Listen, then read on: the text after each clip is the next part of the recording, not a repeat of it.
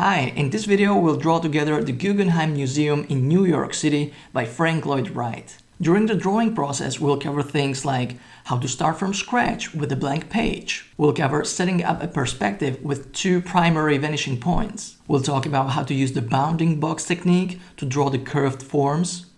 We'll discuss working with scale and how to get the proportions right, how to add people so they fit in the perspective, and how to add shade and shadow through hatching techniques with both ink and pencil. This video shows the process as much in real time as possible, so you can grab your own pen, pencil, or other tool of your choice to follow along and draw with me. Let's get started. Traditionally, we start with a pencil to set up a perspective view and the basic composition structure. Start with the horizon line in the lower third of your canvas and position your main vertical line roughly in the left third of your page. That is the edge of the imaginary smaller box on the left-hand side. As you can see, our right vanishing point is outside of our picture plane, so we'll estimate the orthogonals converging in that direction. We'll roughly follow a 6-step process based on my book, Draw Like an Artist, 100 Buildings and Architectural Forms. And you can get the related book page with a step-by-step tutorial, an extra worksheet for practicing, plus a reference image in a free PDF, which you can download via the link in the description. Follow the first step from the book tutorial to draw the two bounding boxes for the main volumes of the museum. You should be able to locate the left vanishing point still on the page. Now is the time to pay attention to proportions of the two boxes, both in terms of their height, width, and depth, as well as their mutual relationship. You can see that I'm still adjusting the proportions as I go, and I'm using my pencil to do my best when replicating what I see in the reference image and the tutorial. It's very much a back and forth process.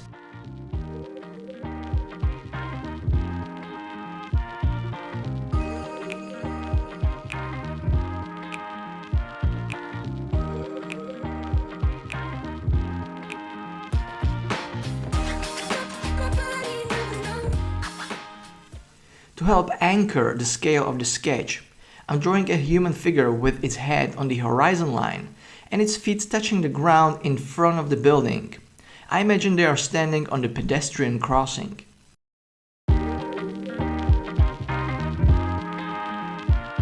As we have roughly sketched out our imaginary boxes, now's the time to start sculpting inside them and draw the main outlines of the separate volumes of the building. It's absolutely okay to be still adjusting the proportions. We're still in the pencil phase. Here I want to start with the lower third of the volume with the common plinth, so to speak, that the other two rounded volumes sit on. Then I can move on to the main rounded volume of the museum and try to divide it with the three horizontal gaps, which subdivide the volume and create the stripes cut into the volume. I'm paying attention to the angle of the conical shape as well as the thickness of the four discs.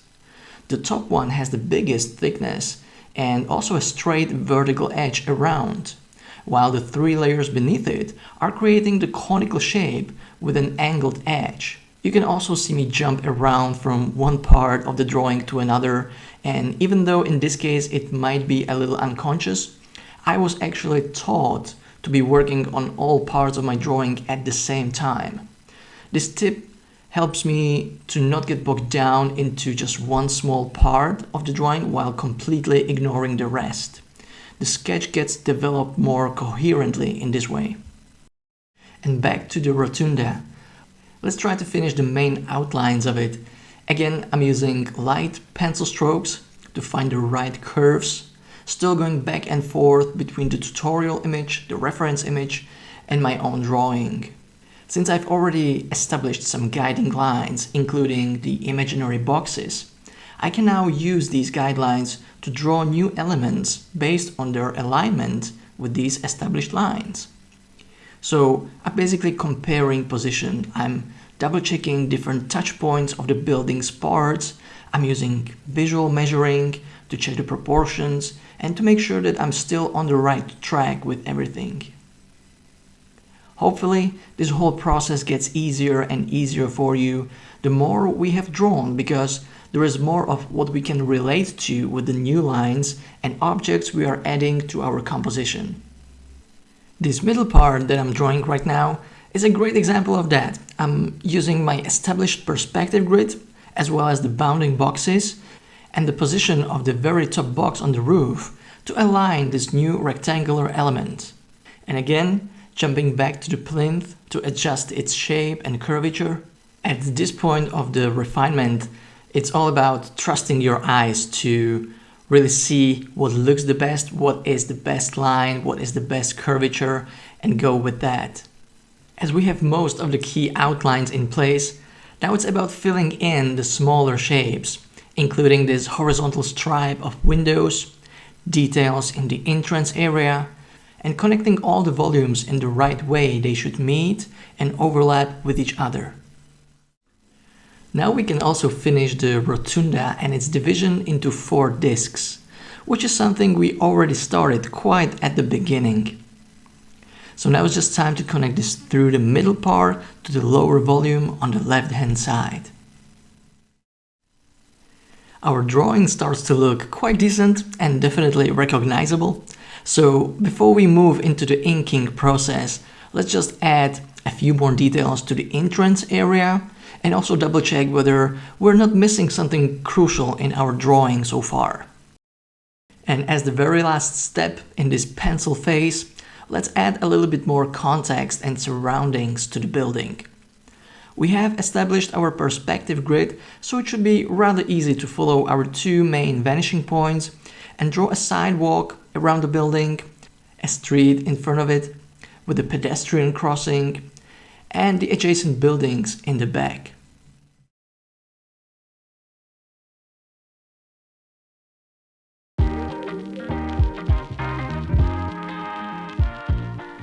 Congratulations! Now I think it's safe to say that the hardest part is behind us. As the next step, we'll trace our pencil sketch with ink. In this case, I'm using my Touch fine liners, but feel free to use your own favorite tools. The goal here is to trace our drawing with single confident lines to create the final line work. We're not looking for the right proportions or curvatures anymore. We simply trace them with continuous, confident lines as long as necessary without overdrawing them multiple times. In that way, we'll get a nice clean ink sketch. And because this process is pretty straightforward, I'll speed it up a bit to save your time.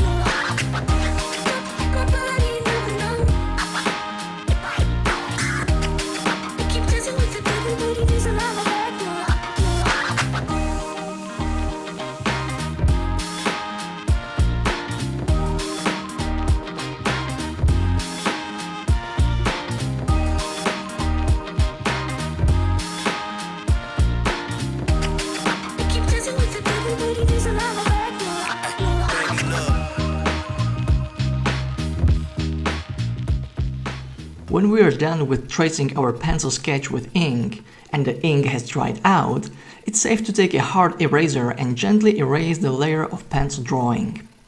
The only thing you might want to be careful about is not tearing the paper if you're drawing in traditional way like me.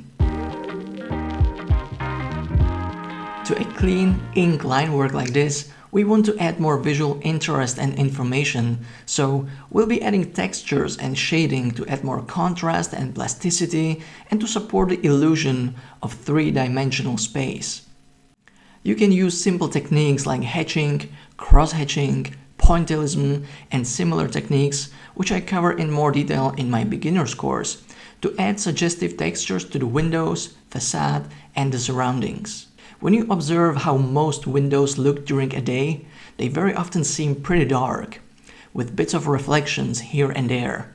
So that's what I'm trying to suggest and simplify here with simple hatching while leaving white stripes to mimic light reflections.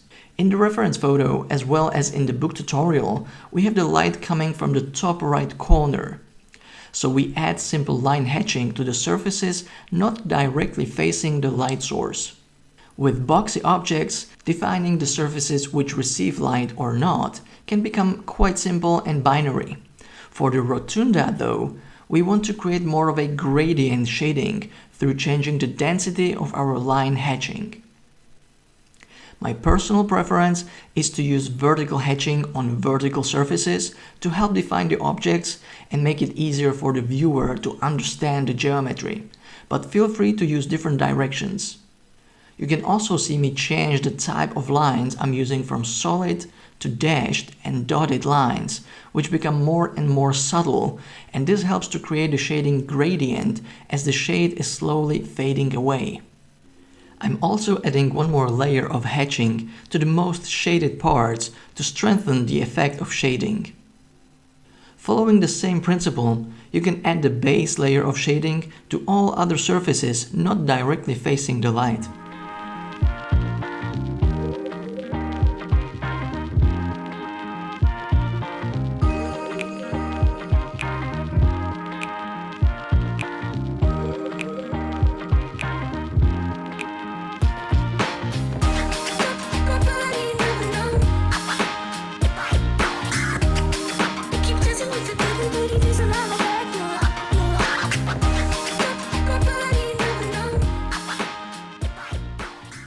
In this next part, I want to focus on adding more people to the composition, farther away from the viewer, I guess around the entrance area where it would make sense for them to be, like if they are gathering and waiting to go visit the museum inside. You can see that they appear smaller as they are farther away from the viewer, but their heads are still on the horizon line. That's because this drawing is set up as a standing eye-level perspective. And these people just receive less detail than the figure in the front. So I just render them as silhouettes basically. That's all I need in this small physical size. And also I want to render black the recessed parts or the divisions of the rotunda. For that I'll be using a black brush pen because its brush tip makes it faster and more enjoyable to cover bigger areas of the paper.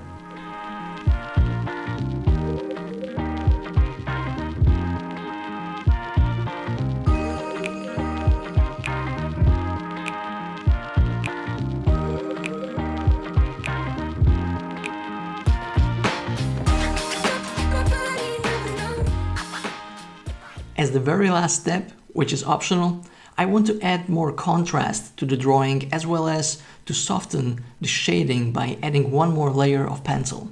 I'm adding the shadow cast on the building behind the museum, and also I'm strengthening the forum shadow or the shaded part of the museum itself. At this stage, you could also just take the finished ink line work and post-process it digitally if that's your jam, or you could use traditional watercolor if you've been drawing on a watercolor paper. As you can see, I'm still using the same hatching and cross-hatching technique to add the shading. Simply by layering a pencil hedge in different directions on top of each other, it creates darker and darker tones. I continue this process until I feel happy with the result. This is one of the cases where we can easily overdo it, so be mindful about it, and because drawing is never really finished, just abandoned, decide for yourself when you'll call your drawing done. If you haven't yet, don't forget to download the free worksheets from the book via the link in the description or in the cards. And if you've been drawing along, please share your creation with me on Instagram at David_Drazil.